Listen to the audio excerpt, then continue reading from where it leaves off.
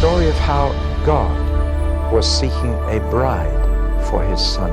Each book is different from every other book. I'm trying to give you the keys for you to unlock it for yourself.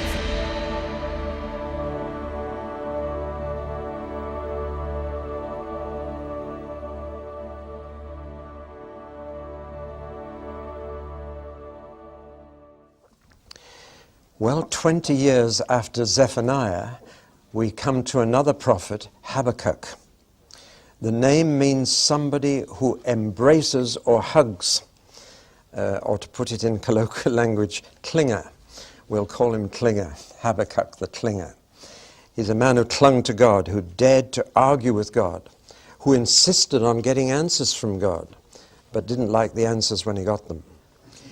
Now we're dealing with very basic, important issues again, the contradiction between facts and faith.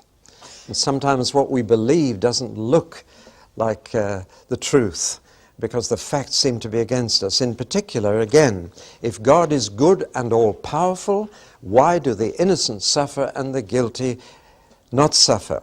Why doesn't God act more quickly? Why doesn't he do something about the mess that the world is in? And many people wrestle with these issues, but they either wrestle with these issues by themselves and keep just churning it over in their mind, or they wrestle with other people and argue with other people about it. But the best way when you've got a big problem is to wrestle with God and to cling to him until he gives you an answer. And that's what Habakkuk did. So his boldness and his sheer honesty come through in this little prophecy. I feel very warm towards Habakkuk as he argues with God. Now this little prophet, unlike Zephaniah, is full of quotable quotes. With Zephaniah, I don't think you could have given me a verse, apart from that chorus about he will joy over thee with singing. But it's very different with Habakkuk. For example, I'm sure you've heard people pray, "O Lord, you are of purer eyes than to behold iniquity." Have you heard that phrase? That's straight out of Habakkuk. Though actually it's not what God said. It's what Habakkuk said, and he may not have been right, as we'll see. But other words that God did say, we quote freely, "For the earth will be filled with the knowledge of the glory of the Lord as the waters cover the sea." You must have heard that one. Or another one, "The Lord is in his holy temple, let all the earth keep silence before him." Or, "In wrath remember mercy." Sure you've heard that one. And what about, "Though the fig tree does not bud and there are no grapes on the vine, yet will I rejoice in the Lord and be joyful in God my Savior." But I suppose the most famous verse from Habakkuk that has become the Magna Carta of Protestantism since the Reformation is, "The just shall live by faith." And Martin Luther just made that one verse from Habakkuk chapter 2 verse 4 ring around northern Europe, and it became the Marseillaise of the Reformation. But I have to say, they misunderstood it and misinterpreted it, and we shall have to look very carefully at what it actually says and what it really means. Well, now, the shape or structure of Habakkuk, again, we'll take a look at that, and clearly it divides into two parts. Chapters 1 and 2 belong together and are one half, and the other half of the prophecy is in chapter 3. And the contrast between the first and second sections is enormous. In the first section, he's wrestling with God. There's a battle going on. In the second section, he's resting in God, and he's at peace. In the first section, Habakkuk is miserable. In the second, he's happy again. In the first, he's shouting at God, literally. In the second, he's singing to God. In the first, he's praying, but in the second, he's praising. In the first, he's impatient. God, why? Why aren't you doing that? In the second, he's patient. He says, "I will wait for the Lord." The first, he's asking for justice. God, where's your justice? But in the second half, he says, "Lord, in your wrath, remember mercy." In the first, he's down in the dumps, but in the second, he's on a high. So what's happened to Habakkuk? something pretty big must have happened in between. He's a changed man. So what has changed him? Well, we'll have to go into the prophecy in detail to find out what's changed him. So let's look in greater detail. I've labeled the first section complaining prayer. And if ever a man complained to God, it's Habakkuk. And he was honest about his complaints, and he told God exactly what he was thinking. Once again, sheer honesty in prayer. At first, he complained that God was doing too little. And then he complained that God was doing too much. You know, some folks you can't please, can you? Some folks are never happy with the way God does things. And he switches even in the argument from God, you're not doing enough, to God, that's too much. You know, it's amazing how we come to God and we want him just to fit in with what we think he should be doing. That was Habakkuk's real problem. But the second section I've called composed praise, because it is actually a song. And it says, set this to music. And particularly he wanted stringed instruments to accompany it. And we're going to sing it. And we'll be singing it to Beethoven's Ode to Joy from his Ninth Symphony. And there's a long story behind that too. But that's the outline. Now let's get to grips with this, which is the heart of his prophecy. He believed in what I call interrogatory prayer. I wonder if you engage in that. It's a very important style of prayer. I find it most helpful. You've heard of intercessory prayer. That's when you ask God for things. But interrogatory prayer is when you ask God questions. And very often I find that he speaks to me if I ask him a question. I don't try and get the answer, I just ask him a question. And if something comes into my mind, especially if it's very unexpected and not what I would have thought of, I'm impressed and I believe it's God, and 9 times out of 10 it is. When our dear daughter died, we only found out after she died how much she'd been doing for the Lord. We were astonished. And she never talked about it, but she'd been in regular touch with missionaries in China and in Africa and Haiti and all over the place, and she was worship leader in the church. The whole church mourned her. And I was talking to the Lord about it, and I said, Lord, I'm very proud of our daughter. But how do you feel about her? What's your opinion? And immediately into my mind came the words, she is one of my successors. So that's what I preached on at her funeral. Are you one of the Lord's successors or one of his failures? He's had a lot of failures ever since Judas Iscariot. Well, now, ask him questions. Just ask him how he feels. If you've never heard from the Lord in your life, then try asking him this question. Lord, is there anything in my life that you don't like? If you really want to hear from God, just ask him that question. When I told one lady that, she said, I know what it'll be. And I said, no, you don't. It might be something quite different. You go and ask him. What she did, and the next Sunday she said, it was. All right. Habakkuk asked God questions. Now, bear in mind that Habakkuk is 20 years after Zephaniah, and Josiah didn't achieve what he hoped to achieve with his reform, and then he got himself killed at Megiddo in 608 BC. And after him came a very worldly, selfish, indulgent king called Jehoiakim. And the law became impotent. Justice became perverted. There was bribery and corruption. And lawlessness and oppression filled the streets of Jerusalem, God's city, until it wasn't safe to walk the streets at night alone. Violence filled the city. And things were going from bad to worse. And Habakkuk had to watch all this. And he couldn't bear it. And so he came to God. And we need to remember something on the international scene as well. The Assyrians, who had taken away the 10 tribes, were now in decline. They were on the way out. So there was no strong world power now. And therefore, Habakkuk knew that God wouldn't be able to bring the Assyrians to punish Judah, because they were a declining power. And he could see no change on the political scene. And so it looked as if nothing was happening while Jerusalem went down the drain and got from bad to worse. So that's the background. And so he complained to God. He said, God, how can you stand and do nothing about all this? In your holy city, the violence, the bribery, the corruption, the fear, it's horrible. And you're doing nothing about it. Why'd you let me look at it all? You open my eyes, but you shut my ears. I can't hear anything from you. And he really let God have an earful like that. He wanted God to reverse the trends and change society and restore law and order. Does that sound familiar? I hear Christians praying for that today. Lord, why don't you reverse the trends in England? Why don't you restore law and order so it'll be safe to walk the streets again? Why don't you change society? Well, Habakkuk said all that to God.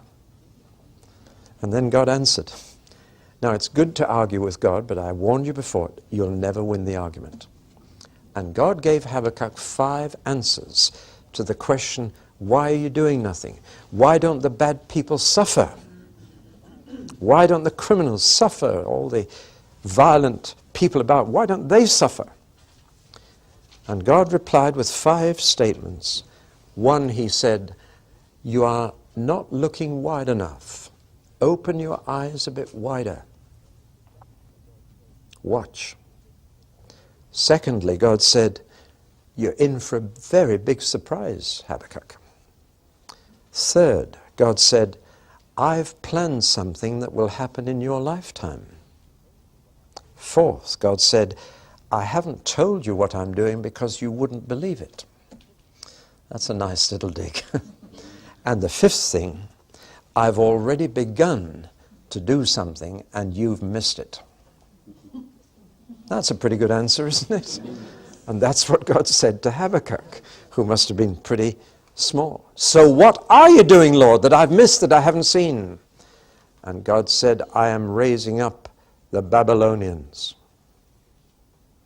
Now, hitherto, Babylon was just a little city on the Tigris River. Nobody had really heard of it, except Hezekiah. And when you go back to the good King Hezekiah, the biggest mistake Hezekiah made was this. Hezekiah was very, very ill once.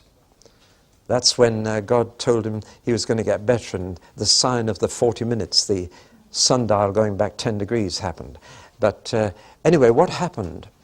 The king of Babylon, which was only a little city at that time, but it had a little king of a little city, but he sent a get well card to Hezekiah. He sent a message of sympathy, get well soon. And he sent it by the hands of 2 of his soldiers. And they came to Hezekiah and said, the king of Babylon hopes you'll get well soon and sent this card to put on your mantelpiece. And Hezekiah was so thrilled that someone so far away should be interested in his illness that it rather went to his head. He said, while you're here, would you like to see my palace?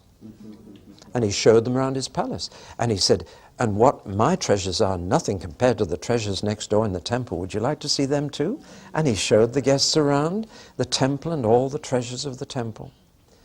And Isaiah the prophet came into Hezekiah's palace the next day. Who were those men you showed round? Oh, there were 2 visitors from far away in a little city called Babylon. And the king of Babylon sent me a get well card. And I didn't know I was that famous. And Isaiah said, Babylon will take away everything you showed those 2 men. From your palace, from the temple. So even Isaiah saw what was coming. But Habakkuk hadn't seen it. Because by now Babylon was growing. And the king of Babylon was growing more powerful. And they would conquer Assyria. And they would become the great power in the east on the Tigris and Euphrates rivers. And Babylon would be the greatest enemy that Jerusalem ever had. So much so that at the end of the book of Revelation, you have Babylon and Jerusalem pictured as a filthy prostitute and a pure bride. The 2 women facing each other at the end. So, and Babylon, of course, goes back to Babel. It's the same word. That's where the Tower of Babel was built. And this little Babylon that Hezekiah thought was just a tiny little place at the other end of the world was going to be the great power that would come and punish Jerusalem. That's what I'm doing. I'm bringing the Babylonians, and you missed it. All you can see is what's happening in Jerusalem, but lift your eyes up, Habakkuk. Look further. Can't you see what's happening? There's a power rising up in the east, and that's my instrument of my boiling over rage against the city. And I'm bringing them to deal with it. Now, Hezekiah was so shocked. It's almost as if God said, I'm going to bring the North Koreans to punish the South Koreans. That's the kind of shock it would be. Or I'm raising up Nazi Germany to punish England. You see? This is how God deals with nations, actually. He raises up another power that deals with a bad power. And you can see it again and again in history. I'm raising up the Babylonians. And now, Habakkuk argues quite the opposite way. He said, that's too much, Lord. That's far too much. He said, I've heard about these Babylonians, and already they had a worse reputation than the Assyrians had. The Assyrians were pretty cruel people.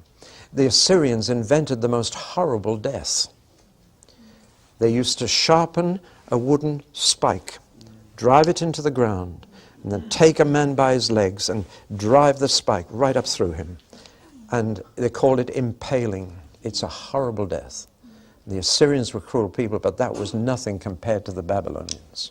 I've told you already, the Babylonians had a scorched earth policy. And that meant that when they conquered a nation, they literally removed every trace of life from the face of the earth. Even the trees. They cut down every tree, they slaughtered every animal. When the Babylonians had passed by, there was nothing living left. They were a tough people. And Habakkuk realized that if the Babylonians came to Jerusalem, there'd be nothing left. Nothing. This is the meaning of the words, though the fig tree does not blossom, and there are no grapes on the vine, and there are no sheep or cattle in the pen. That's the meaning of the words. We sing those words, or we say them, and we have no idea what's behind them. But what's behind them is nothing left living. And he said, God, that is too much. If you bring the Babylonians, you realize, Lord, there are still some good people in this city. He didn't say me included, but that's what he meant. And he said, there are some righteous in this city, and they're going to die along with the wicked. That's too heavy a punishment, Lord. That'll leave nothing of your people. I'm sorry, but I'm just not having that. That is too much. And in any case, that you're using people who are more wicked than we are to punish us. And that's immoral. That's when he said, and you who are of purer eyes than to behold iniquity. That was an argument Habakkuk was using to try and twist God's arm. It's not a statement of God. That is not true of God. God is not of purer eyes than to behold iniquity. God has to watch iniquity every day. He watches every rape, every mugging. We don't have to watch it, but he does. But he's trying to say, God, you couldn't stand by and watch that happen. You're of purer eyes than to behold iniquity. To see the righteous killed as well as the wicked, you couldn't do that. Now, that's Habakkuk's argument. And again, we should be careful about quoting a man's argument as if that's God's speech. Do you follow me? Think it through carefully. But it's Habakkuk trying to say, God, you couldn't do that, but God will do it. And so Habakkuk got thoroughly annoyed with God in this second part of the argument. He said, why use worse people than we are to punish bad people? That's immoral. But God has frequently done that. And he uses very bad people to punish bad people.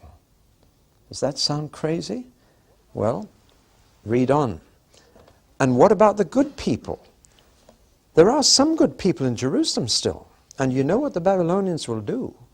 They don't say who's good and who's bad. They just kill the lot. And so he went up to the watchtower on the wall, and he sat there, a bit like Jonah after Nineveh. And he sat there and he said, I'm just going to watch to see if you do it. And he sat up there on his watchtower to see if the Babylonians would come. He's almost saying, I dare you to bring them, Lord. See, very human Habakkuk, but he's arguing with God. And God said, Habakkuk, you're doing no good sitting up there. Go down into the street and write these things on the wall so that people running past can read it. You should be warning them, not sitting up here to see what I do. You should be telling people what I'm going to do. So go down there and write it up on a hoarding, that he who runs may read. And you see, when God reveals to us what he's going to do, he does so that we can tell people to get ready, not so that we can sit and wait to see if he does it. There's an important point. Some people loved studying prophecy and the end times and what's going to happen just to be in the know. But the only point of studying the book of Revelation is to get people ready and to tell them what's coming. Habakkuk, get down off your watchtower. Go and write it up in the streets. There are two translations of that verse. It's either that he who runs may read, or that he who reads may run. I don't know which the translation should be. It could be either in the Hebrew, but either way makes sense, doesn't it? But you should be getting people ready, not waiting to see if I do it. And then God made that statement which became the most famous verse of Habakkuk's. The just shall live by faith. Now, what does it mean? It does not mean what Protestants in the Reformation made it mean. Let's look at it in context. Habakkuk is saying the Babylonians will kill the righteous as well as the wicked. And God is saying, no, I will protect the righteous. They will survive, provided they remain faithful to me. That's the meaning of the just shall live by faith. It is the good people in Jerusalem will survive by keeping faith with me. And those who do. Now, of course, when the Babylonians came, that would be a time when many might lose faith. They would just say, where's God? He's let us down. But he said, the people who go on believing in me, who go on trusting me, will survive that coming judgment. So you don't need to worry. I'm a just God. And I promise you, Habakkuk, the good people will survive if they remain faithful to me when the worst happens. Now that's the meaning, the real meaning of that verse. Because faith, both in the Hebrew and in the Greek languages, is the same as faithfulness. Now I cannot underline this more strongly. I've already hinted this from the book of Numbers and from Zephaniah. But the fact is that it is faithfulness that saves. It is to go on believing. It is to keep faith. That's what saves you. Not to have faith once, and then get your ticket to heaven, but to remain faithful. To go on believing, even when the Babylonians come, even when the whole world caves in, even when everything goes wrong. Then to say, I still trust him. Then you're a survivor. You're saved. Do you see what the meaning is? You see, the word faith as a noun only occurs 3 times in the Old Testament. Once here, once it occurs when it talks about faithfulness in marriage. Faith in marriage is to stay together till death do you part. That's what faith is in marriage. It's to stick it out. You know that couple interviewed on television on their 70th wedding anniversary? The interviewer said to the old boy, in all the 70 years, did you ever consider divorce? He said, divorce, never. Murder, often. And, you know, everybody was so happy because they'd had their battles, they'd had their differences, but they were still together. That's faith. And then faith is also applied to Moses when he prayed and his arms were held up by Aaron and Hur. He went on praying until the battle was won. Faith and faithfulness are exactly the same thing. The same word in Hebrew and in Greek. And therefore, when you read faith, you must read faithful as well. Do you understand what I'm saying? You cannot believe in Jesus unless you go on believing in him. Believing in him once isn't faith. Faith is going on believing in him whatever happens. It is faithfulness. It's keeping faith. I like that phrase, keeping faith with someone. It is keeping faith with the Lord that saves the righteous. See? And whatever happens in the future, right up to and including the day of judgment, those who keep faith with the Lord will be saved. Which is why in all three Gospels it says, he that endures to the end shall be saved. It's those who go on believing. Now the interesting thing is, you see, here in Habakkuk, he is told the good people will survive the Babylonian judgment by keeping faith with me. And that verse is used in the New Testament by three different writers. And always it refers to continuing faithfully. For example, Paul says in Romans 1:16 and onwards, he says, I'm not ashamed of the gospel. It is the power of God unto salvation to everyone who goes on believing. For it is faith from beginning to end. Or literally, he says, it is from faith to faith, even as it is written, the just shall live by faith. Quoting Habakkuk. In other words, it begins with faith and it ends with faith. Salvation is by going on believing. It's by faithfulness. It's by the faith that holds on, whatever happens. Or take Hebrews 10. Hebrews 10 says, we are not among those who shrink back and are lost in perdition, but we are among those who go on believing and are saved. As it is written, the just shall live by faith. There it is again. See? And always when that's quoted in the New Testament, the emphasis is on going on believing. Faith from beginning to end. Not shrinking back, but going on trusting. That's a very important point, because unfortunately, this text has now been used to suggest that if a person has believed for just 1 minute in their life, they're safe. That's a gross misuse of the text. The just shall live by keeping faith with the Lord. And I emphasize that very strongly because I'm afraid there is a lot of complacency among Christians, and they use an unscriptural phrase to support their views, once saved, always saved. I find that a horrible phrase. It's those who keep faith with the Lord who survive all the worst that happens. Keep on believing and you will survive. The righteous will survive by keeping faith. Forgive me for spending a lot of time on that, but it's a very important point, especially since it's been picked up and made the Magna Carta of the Protestant Reformation. The just shall live by going on believing. It's the best translation. And God says, not only will the good survive by keeping faith, but the Babylonians' judgment will come. God will deal with them, and their turn will come. And now in the second half of chapter 2, there is a series of woes. Now, the word woe in Scripture is a curse. Don't ever use it. I tremble when I hear a parent say to a child, woe betide you if you do that again. That's cursing the child. And when Jesus said woe, my, that was terrible. Do you know that he said woe as often as he said blessed? Blessed are you poor, woe to you rich. Blessed are those who mourn, woe to you who laugh now. Haven't heard that preached lately. But he said woe. He said woe, woe.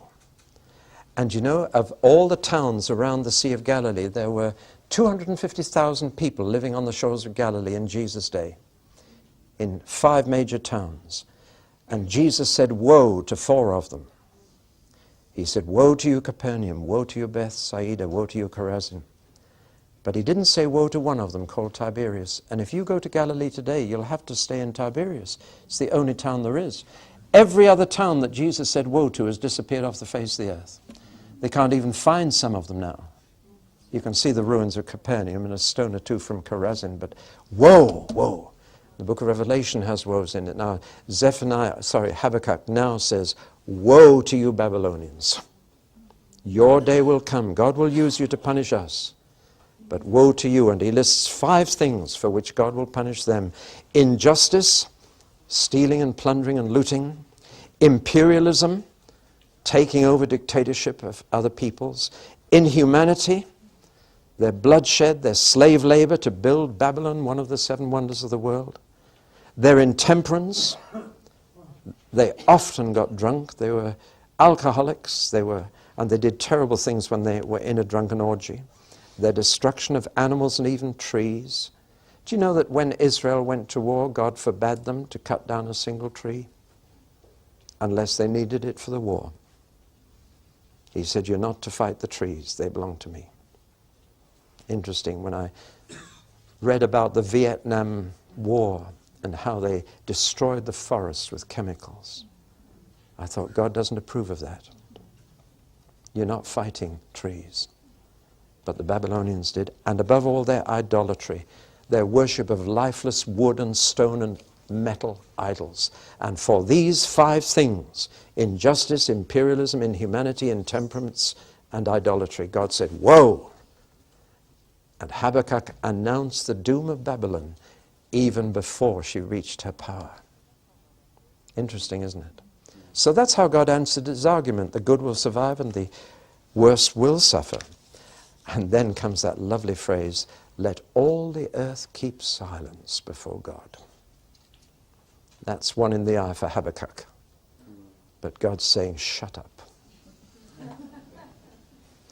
And when he shut up, he saw the light.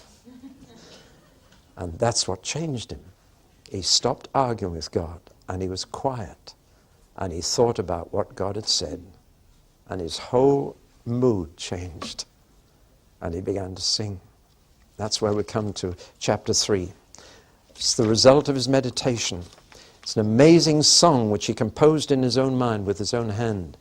And he gave musical instructions, shigionoth, got to be sung, stringed instruments. The whole change in his thinking. His argument was based on a mind that was concentrated on the present. But now he looks back into the past and sees that God did always intervene. And he looks into the future and says, he will intervene again. And I'm prepared to wait. Now, I'm going to read the version that I've written. I've tried to put chapter 3 into modern verse so that it can be sung today. Let me just read it through for you. It's rather a long song, but then the chapter's a long chapter. But this is how it goes. You've got a copy in front of you, some of you, but you listen to me reading it. Lord, your fame has gone before you from the time your arm was bared. Tales of deeds so overwhelming, even listening makes me scared. Now today, O Lord, repeat them. Prove that you are still the same, but in wrath remember mercy for the honor of your name. Look, this holy God descending spreads the sky with glorious rays, trailing from his hand of power. Earth is filled with sounds of praise, but the guilty nations tremble. Plague and pestilence their fears. Even ancient mountains crumble when the infinite appears. Are you angry with the rivers? Is your wrath upon the streams? Do you rage against the ocean with your horse and chariot teams? Writhing hills and flooded valleys, sun and moon stand still in fear at the glint of flying arrows, lightning of your flashing spear. Striding through the earth in vengeance, threshing nations till it's done, all to save your chosen people, rescue your anointed one. You have crushed their wicked leader, stripped him bare and split his head, so his storming, gloating warriors scatter to the wind instead. Having heard the final outcome, knowing all and not just part, great emotion grips my body, quivering lips and pounding heart. Trembling legs give way beneath me, yet with patience will I wait when the foe invades my country, certain of his dreadful fate. Though the fig tree does not blossom, and the vine is void of grapes, though the olive trees are barren, and the fields produce no crops, though no lambs are in the sheepfold and no cattle in the stall, yet will I enjoy my Savior, glad that God is all in all. Joyfully I face the future, with my failing strength restored, and my angry questions answered by this marvelous sovereign Lord. See, my heart and feet are leaping like a deer upon the heights. Set my words to holy music, voices and stringed instruments. Well, perhaps that conveys to you something of the heart of this man. What a change. Arguing with God, restless, wrestling with God, and now he's at peace, and he's going to wait for what God is going to do.